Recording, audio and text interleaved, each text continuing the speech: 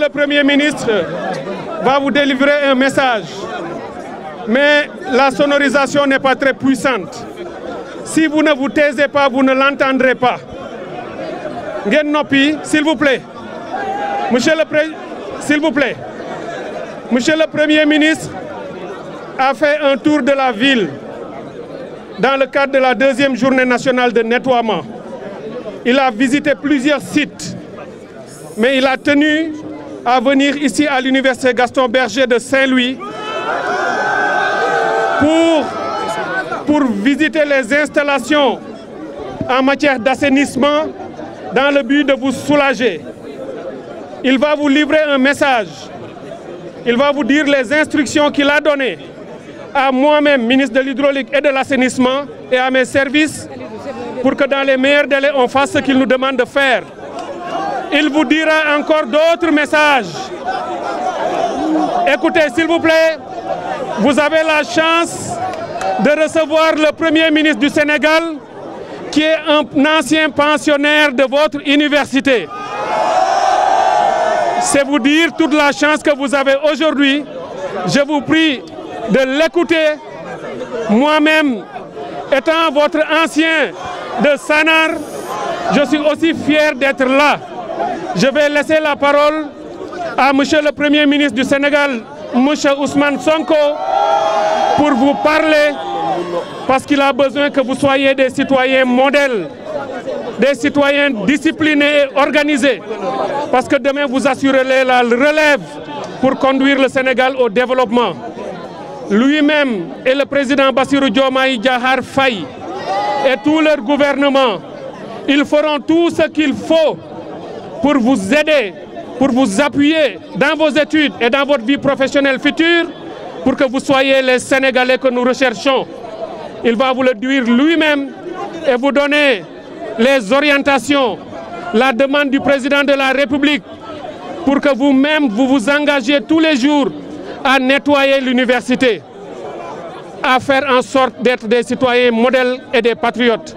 Monsieur le Premier ministre, les étudiants vous écoutent pour délivrer le message en ce jour important de nettoiement, ce jour de citoyenneté et de patriotisme. Merci. Je vous demande d'être silencieux et de l'écouter. Merci beaucoup.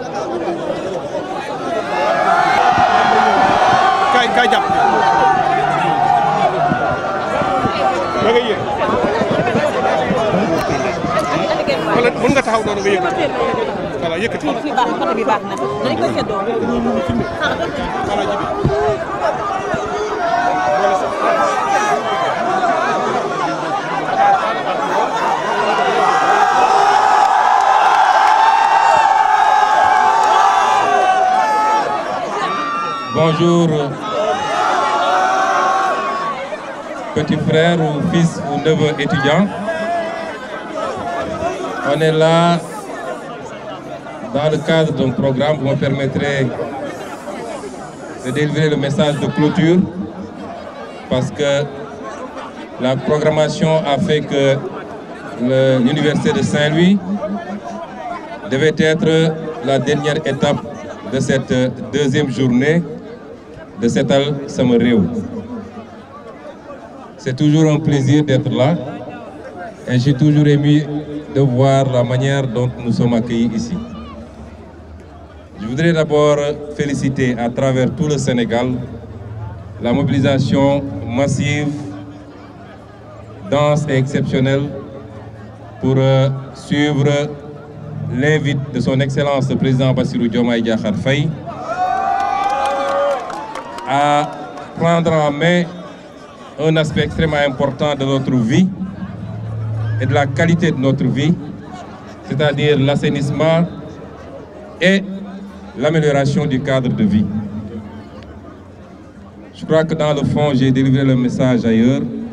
Je voudrais d'abord remercier et féliciter tous ceux qui se sont mobilisés à travers les 14 régions du Sénégal, les 46 départements. Mais je voudrais faire une mention spéciale à l'armée nationale sénégalaise, qui, depuis qu'on a lancé ces journées, a toujours été très présente. Et je crois que rien qu'à Saint-Louis, le gouverneur me disait qu'il y a plus de 600 militaires qui ont été mobilisés aujourd'hui pour participer à cette journée. C'est une belle matérialisation du concept armée-nation et nous devons tous en être fiers.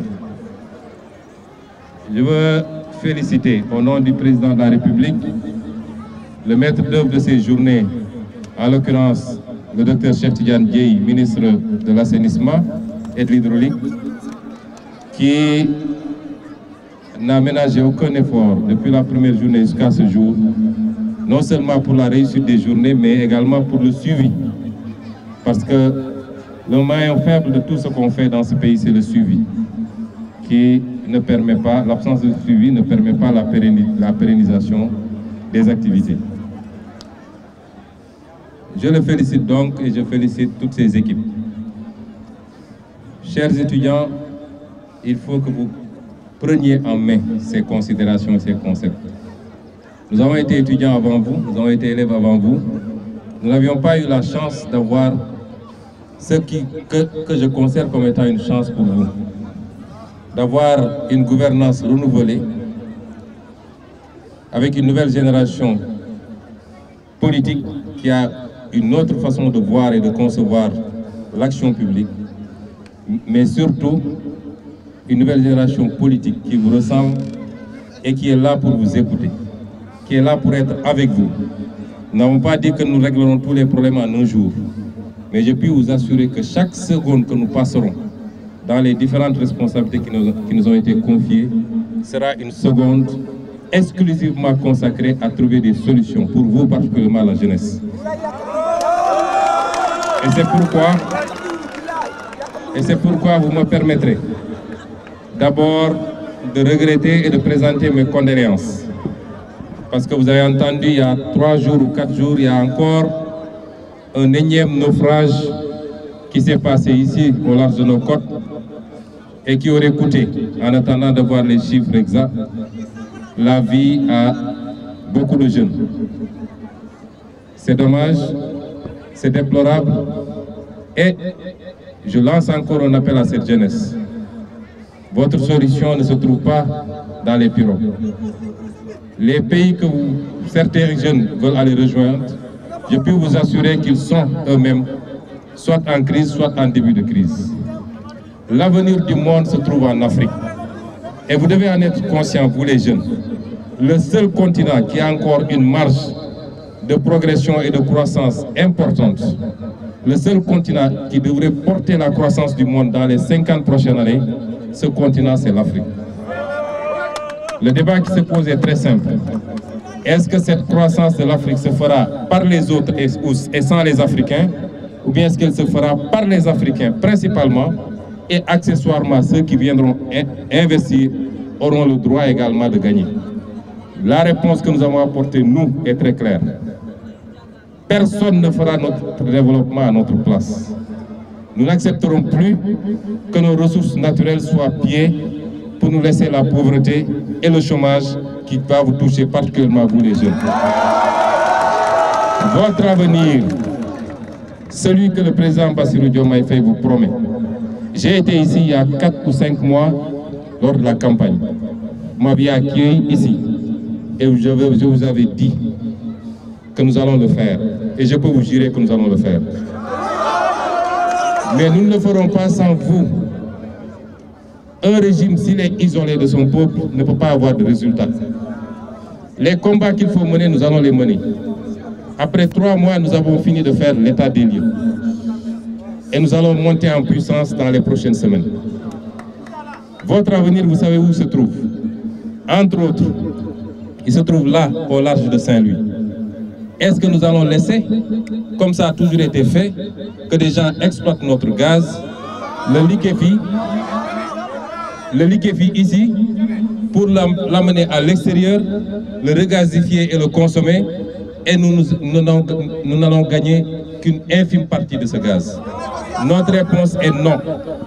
Notre projet pour ce gaz, c'est de le faire venir sur le sol sénégalais, à travers un pipeline qui sera dimensionné comme il faut, qu'on le transforme ici en énergie, qu'on règle définitivement la question de l'énergie, parce que si vous réglez la question de l'énergie, vous réglez la question de la compétitivité, vous réglez la question de la compétitivité, vous réglez la question de l'industrialisation et donc la création de l'emploi pour vous les jeunes. Nous avons fini de faire l'état des lieux sur le secteur minier, le secteur pétrogazier, les accords de pêche et beaucoup d'autres secteurs. Notre projet, comme vous l'a promis le président Bassirou Diomaye Faye, c'est un projet de souveraineté. Nous sommes suñu bopp, am sañ-sañ suñu bopp, suñu alal ñu téyel ko suñu bopp. Mais ça, c'est un combat qu'il faudra mener. Parce que ceux qui étaient là avant nous ont signé des accords. Et des accords au détriment du Sénégal à 90%. Il va falloir revenir sur ça. C'est un combat politique avant tout, c'est un combat juridique, mais ces combats, nous ne les gagnerons que si nous avons tout le peuple sénégalais derrière nous. Est-ce que vous êtes derrière nous? Et donc, vous, la jeunesse sénégalaise, nous ne sommes pas en train de parler de politique. Vous savez, il y a des gens qui sont largués depuis longtemps. La politique politicienne, faite de démagogie, de promesses irréalisables, de manipulation, nous ne sommes pas dans ça. Autant qu'il le faudra, je pourrais venir ici. Je n'ai même pas besoin de garde du corps pour venir ici. Vous regardez les yeux dans les yeux pour vous parler, parce que je ne vous mentirai jamais. Et ce que je vous dis, ce n'est pas le président Bassirou Diomaye Faye qui va développer le Sénégal. Ce n'est pas son Premier ministre. C'est tous ensemble. Et la matérialisation de cette journée entre dans ce cadre-là. Ce que nous voudrions que vous compreniez, au-delà de l'utilité d'assainir le cadre de vie. Parce qu'un cadre de vie assaini est un des principaux critères du développement. Mais au-delà de cet aspect extrêmement important, il y a la symbolique d'un peuple qui se mobilise autour de quelque chose qui relève de l'intérêt général.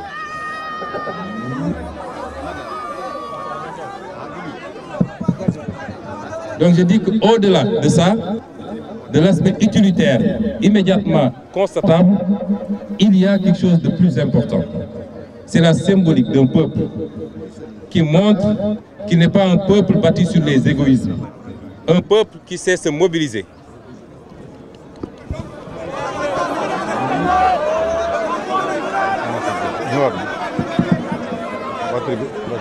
Un peuple donc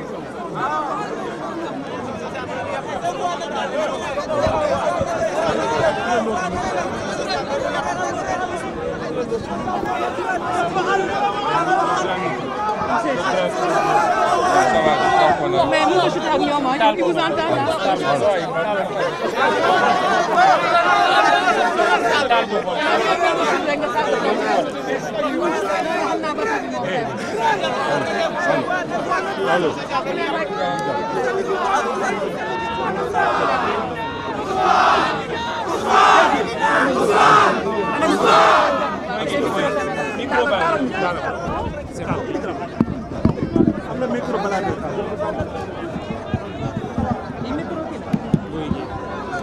Ça va.